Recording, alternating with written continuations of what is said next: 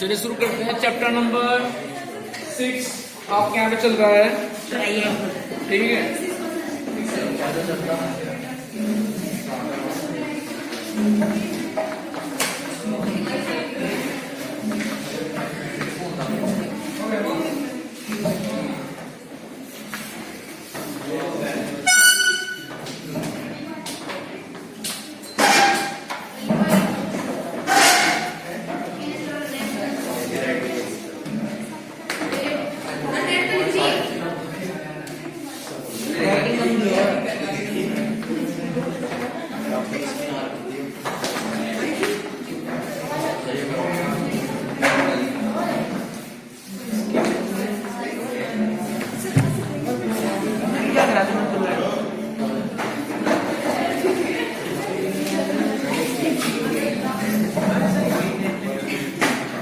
क्या बात है तुम्हारी, ये तुमको कुछ बोलने की बारी मत नहीं। चैप्टर नंबर 6 है।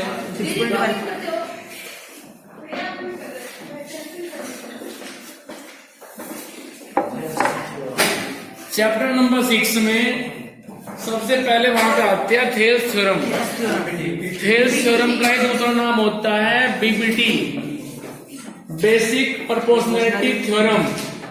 यहाँ पे एक वर्ड यूज किया गया है प्रोपोर्शनैलिटी, जिसको हम बोलते हैं प्रोपोर्शनल। या आपने क्लास 8 में पढ़ा था एक चैप्टर रेशियो एंड प्रोपोर्शनल, ठीक है। चैप्टर वहीं पे क्लास 8 में ही है, रेशियो एंड प्रोपोर्शनल। रेशियो होता है दो ऑब्जेक्ट, दो क्वांटिटी के बीच में। मान लो आपने कहा कि मेरे पास 50 रुपीज है, दूसरे के पास 70 रुपीज है, सो रेशियो हो गया 50/70 मीन्स 5/7। तो उन दोनों के पास 5:7 में वो अमाउंट है। लेकिन जो प्रोपोर्शनल है वो होता है दो रेशियो के बीच में। जैसे इन दोनों ने कहा कि मेरे पास में जो अमाउंट है वो 5:7 है, और दूसरे पेयर ने कहा कि भाई मेरे पास जो अमाउंट है वो 8:9 है। तो जब इन दो रेशियो को आप आपस में इक्वल रखेंगे उसको बोलते हैं प्रोपोर्शनल। प्रोपोर्शनल होता है दो रेशियो के बीच में। जैसे आपने कहा कि A/B, प्रोपोर्शनल को हम लिखते हैं ऐसे, और फिर C/D। तो इसी बात को हम ऐसे भी लिख सकते हैं कि A/B = C/D। तो ये होता है प्रोपोर्शनल, एक रेशियो इधर तो एक रेशियो उधर। प्रोपोर्शनल को चाहिए होते हैं दो रेशियो, और रेशियो को चाहिए होती है केवल दो वैल्यू। पहले पढ़ते हैं रेशियो, फिर आता है प्रोपोर्शनल। क्लियर है? दूसरा, रेशियो में और वैल्यू में फर्क होता है। जैसे ट्रिग्नोमेट्री चैप्टर में आपने देखा होगा, जब वहां पर आपको कोई वैल्यू मिलती है, जैसे कि sin θ = उन्होंने कहा 1/2, और हमें निकालनी थी वैल्यू रिमेनिंग 5 फंक्शन की, sec θ, tan θ, cot θ, cosec θ, उन सब की। तो यहां पे जब क्वेश्चन कराए थे मैंने आपको, तो मैंने इनको हमेशा ऐसे एज्यूम किया है कि k/2k। तो बच्चों ने आप में से पूछा था कि सर यदि k को ना लें तो आंसर तब भी आ जाएगा, तो क्या जरूरी है k लेना? देखो आंसर आ जाएगा, इट डजंट मैटर कि आंसर आ जाएगा, ठीक है। आपका यदि आंसर आ रहा है 1/2 लेकर के, तो ठीक है आपका आंसर आ रहा है, लेकिन वो एक गलत तरीका है। गलत तरीका क्यों है? क्योंकि आपने 1/2 जो अपने आप में एक रेशियो है, भी मान लो उसके पास 50 रुपीज थे, इसके पास 70 रुपीज थे, हमने क्या लिखा 5/7। तो क्या 5/7 को देख करके हम ये बात कह सकते हैं कि इसके पास 5 रुपये, उसके पास 7 रुपये हैं? इसके पास तो 50 थे, उसके पास में 70 रुपये थे। तो रेशियो से कभी आप उनकी ओरिजिनल वैल्यू का अंदाजा नहीं लगा सकते। तो इसीलिए मैंने यहां पे इन दोनों को k से मल्टीप्लाई किया था। ये k क्या था? ये के वो 10 है जो यहां पे गायब है, और जब उन 10 से आप मल्टीप्लाई करोगे इन दोनों को तो तब जाके मिलेंगी ओरिजिनल वैल्यू 50/70। क्लियर? तो कभी भी ऐसा मत करना कि आप उसको 1/2 ही फिक्स कर दो, उसको आप लेके चले k/2 जो भी दिया हुआ है।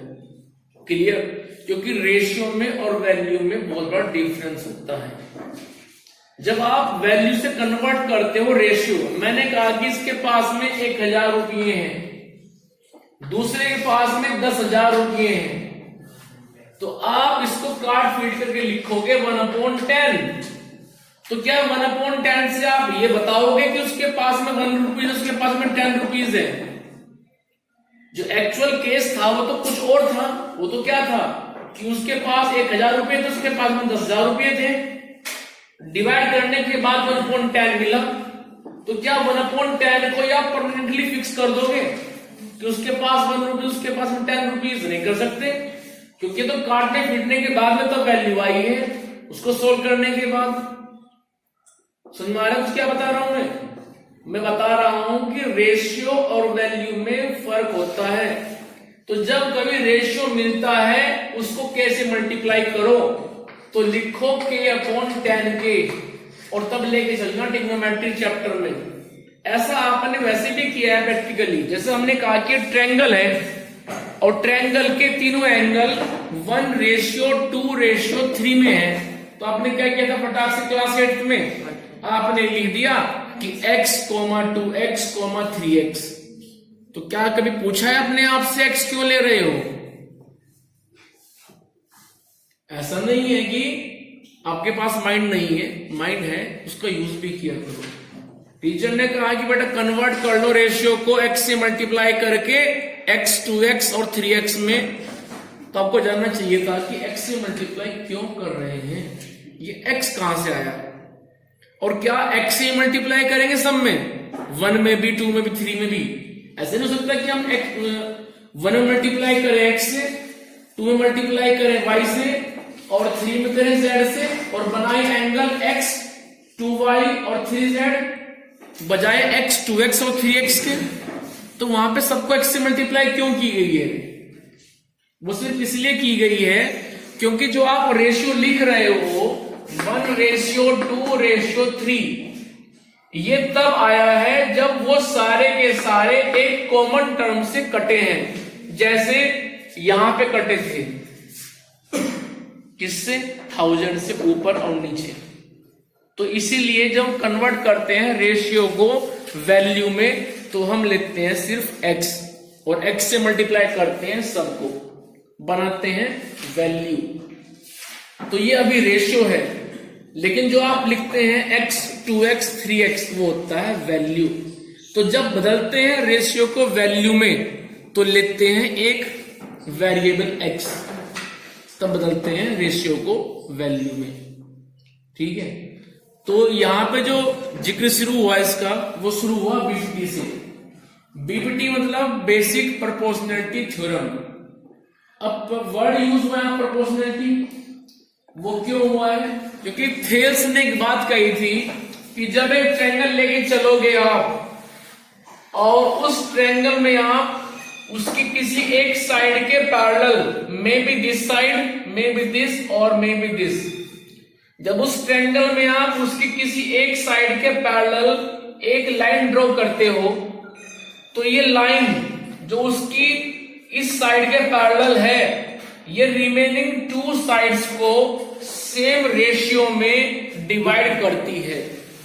इट मीन्स यदि ये ट्रायंगल फिलहाल ABC है, ये लाइन फिलहाल DE है, तो तब AD/DB की वैल्यू वही होगी जो AE/EC की होगी। ये भी अपने आप में एक रेशियो है, ये भी अपने आप में एक रेशियो है। तो जब रेशियो की बात हो रही है इसलिए वर्ड यूज किया गया बेसिक प्रोपोर्शनैलिटी थ्योरम। क्लियर? अब रही बात थ्योरम प्रूव करने की, उस पर हम भी चलेंगे। तो ये कई बार एग्जाम में बाय नेम आती है, state and prove Thales theorem, state and prove BPT theorem. तो इसका स्टेटमेंट और इसका प्रूफ आपको याद होना चाहिए, ठीक है। आपको स्टेटमेंट मिल जाए वो आपका लक है, लेकिन कई बार नहीं मिलता है, नाम से आ जाएगी। जैसे अब आती है पाइथागोरस, सीधा आती है वो state and proof Pythagoras theorem, ठीक है। तो आपको इनके स्टेटमेंट भी याद करने पड़ेंगे। स्टेटमेंट क्या है इसका? If a line is drawn parallel to any side of the triangle then it intersect the remaining two sides in the same ratio. दोबारा फिर सुने, if we draw a line parallel to any side of the triangle, then it intersect the remaining two sides into the same ratio. Hindi में समझ लो, यदि हम एक line को किसी एक साइड के पैरेलल ड्रॉ करते हैं, तो तब वो बची हुई दो साइड को ऐसे पॉइंट पे कट करती है कि उनका रेशियो सेम होता है। It means AD upon DB equals to AE upon EC होता है। क्लियर? अब हमें ये बात प्रूव करनी है, तो चलिए प्रूव भी कर देते हैं। आओ जरा,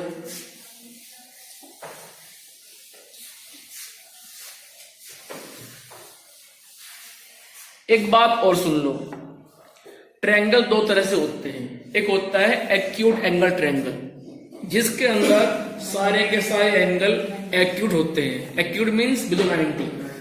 लेकिन यदि किसी ट्रायंगल के अंदर कोई एक एंगल ऑब्ट्यूस हो गया, ऑब्ट्यूस मतलब मोर देन 90, ठीक है, उसको बोलते हैं ऑब्ट्यूस। जैसे एक मेरे पास ट्रायंगल ये है, एक मेरे पास ट्रायंगल कुछ इस तरह से है। तो जब आप इन दोनों ट्रायंगल की हाइट को मेजर करेंगे, तो इस ट्रायंगल की हाइट इस ट्रायंगल के अंदर ही होगी, परपेंडिकुलर, लेकिन इस ट्रायंगल की हाइट इस ट्रायंगल से बाहर होगी। ये बात ध्यान रखिएगा, क्योंकि कंसेप्ट यहां पे यूज होगा। चलिए, तो मेरे पास ट्रायंगल है, ये मेरे पास में ट्रायंगल है, इसकी नेमिंग कर देते हैं ABC। फिर मैं क्या करूंगा, BC के पैरेलल मैंने लाइन ड्रॉ कर दी, सपोज इट इज DE। तो मेरा मेन मोटिव है AD अपॉन DB को AE अपॉन EC के इक्वल प्रूव करना। ये मेरा मेन मोटिव है। इस मोटिव को अचीव करने में जो हेल्प करेगा वो है कंस्ट्रक्शन। तो हम यहाँ पे कर देंगे कंस्ट्रक्शन, ठीक है। ये हुआ हमारे पास में टू प्रूव। इससे पहले गिवन भी लिखेंगे आप, क्या है गिवन में? A triangle ABC in which DE parallel to BC, it is the part of given. Then to prove means जाना कहाँ है, क्या प्रूव करना है, वो ये है। कैसे करेंगे? With the help of construction. और क्या होगी यहाँ पे कंस्ट्रक्शन? हम E और D को ज्वाइन करेंगे उनके अपोजिट वर्टेक्स से। E के सामने B है, D के सामने C है। उसके बाद E और D दोनों से ड्रॉ करेंगे हम दो परपेंडिकुलर सामने वाली साइड पे। D से जाएगा DM और E से जाएगा EN। ये हो गए दो perpendicular from the D and from the E। कोई प्रॉब्लम यहां तक? इसके बाद जरा ध्यान दें हारिश, हम चल दिए प्रूफ पे। प्रूफ मतलब वो एरिया जहां पे आप कुछ वैलिड स्टेटमेंट देंगे, वो स्टेटमेंट जो अपने आप में वैलिड होंगे, सही होंगे, उनको आप यहां लिखेंगे। समझ में आया ना कुछ? जैसे वो चलते हैं ना, कोर्ट में कार्रवाई चलती है, ठीक है, तो केस चलता है, तो वहां पे क्या होता है, दो वकील होंगे, एक उसके अपोजिट होगा, एक उसके सपोर्ट में होगा। जो सपोर्ट वाला है वो अपनी बात कहेगा, जो अपोजिट वाला है वो अपनी बात कहेगा, तो जाकर के जजमेंट होगा कि कौन सही है कौन गलत है। तो यहाँ पे आप अपनी बात कहेंगे जिससे कि आप इसको प्रूव कर सके। तो चलिए अब सुनो ध्यान से, जो ये लाइन है ए बी, इसमें दो ट्रायंगल नजर आ रहे हैं। एक ट्रायंगल है ए ई डी, दूसरा ट्रायंगल है बी ई डी। इसके बाद चलेंगे हम लाइन ए सी पे। लाइन ए सी पे भी दो ट्रायंगल नजर आ रहे हैं, ए ई डी, दूसरा सी ई डी। क्लियर? दो लाइन है, दोनों पे दो दो ट्रायंगल बने हुए हैं। हम निकालेंगे इन चारों ट्रायंगल का एरिया। आइए जरा, एरिया क्या होता है ट्रायंगल का? Half base into height. और हाइट हम यूज करते हैं इसलिए मैंने यहाँ पे कंस्ट्रक्शन में जानबूझ करके ई और डी से डाले हैं दो परपेंडिकुलर। ठीक है, ए डी यहां ले लीजिए, कोई प्रॉब्लम नहीं है। अब देखो, जब निकालेंगे ए डी ई का एरिया, तो ए डी ई में ए डी बनेगा बेस और एन से ई तक बनेगी हाइट। तो एरिया आ जाएगा 1/2 A D into N E. जब जाएंगे बी डी ई पे, तो इसका एरिया आएगा half base B D into height. Height हो जाएगी इसकी ई एन। कोई प्रॉब्लम नहीं है, ठीक है। हाफ बेस ये डी बी, हाइट हो जाएगी इसकी ई एन। आप सोच रहे होंगे हाइट ई एन कॉमन हो गई, जब ट्रायंगल लिया ए डी ई तब भी हाइट ई एन थी, जब ट्रायंगल ले रहे हैं बी डी ई तो तब भी हाइट अपने आप में ई एन ही है। ऐसा क्यों हुआ इकरा? ऐसा क्यों हुआ? जब ट्रायंगल ले रहे हैं ए डी ई तो तब भी हाइट ई एन ले रहे हैं, और जब ट्रायंगल ले रहे हैं बी डी ई तो तब भी हाइट ई एन ले रहे हैं। ऐसा क्यों? मैंने भी समझाया था, ओब्ट्यूज और एक्यूट बताया था ना। यहां पे जो ये एंगल है ये हो चुका है मोर देन 90, और इसीलिए इस ट्रायंगल की हाइट इससे बाहर होगी ई एन। सिमिलर वे में जब चलोगे उस साइड पे, तो ए डी ई की हाइट बनेगी डीएम और सी डी ई की हाइट भी बनेगी डीएम। ठीक है, चलिए फिर निकालते हैं area of triangle A D E. 1/2 base A D, height हो जाएगी इसके लिए एन ई। इसको लिख दो फर्स्ट। फिर चलेंगे area of triangle B D E equals to 1/2 base B D, height by N E. It is second. इन दोनों का तो डिवाइड फर्स्ट फ्रॉम सेकंड, तो मेरे पास आएगा area of triangle A D E upon area of triangle B D E equals to 1/2 A D into N E upon 2 B D into N E. N E से N E, half से half, तो ये आ गया A D upon B D. कोई दिक्कत? इसको मान लेंगे थर्ड। तो ये तो बात हुई लाइन ए बी पे। अब चलते हैं उधर लाइन ए सी पे। तो ए सी पर ट्रायंगल बन रहा है ए ई डी, तो निकालते हैं उस ट्रायंगल का एरिया। तो area of triangle A E D equals to 1/2 base A E into height DM. It is 4. Then area of triangle CED 1/2 base CE. Any topic? बात क्यों कर रहे हो? टॉपिक की जेर बात कर रहे हैं आप उधर।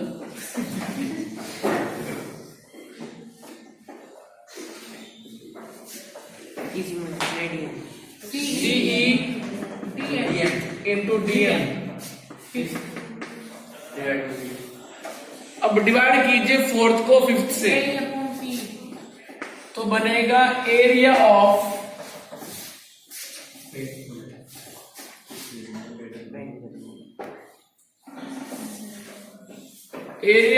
Triangle AED upon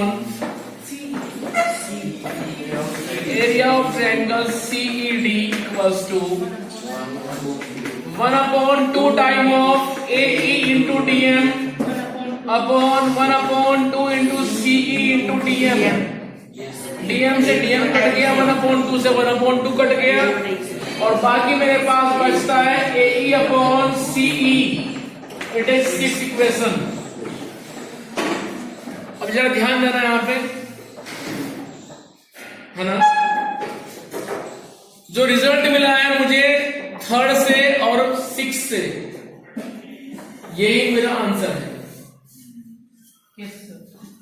AD upon BD को इक्वल्स टू लाना है AE अपॉन CE के, ठीक है।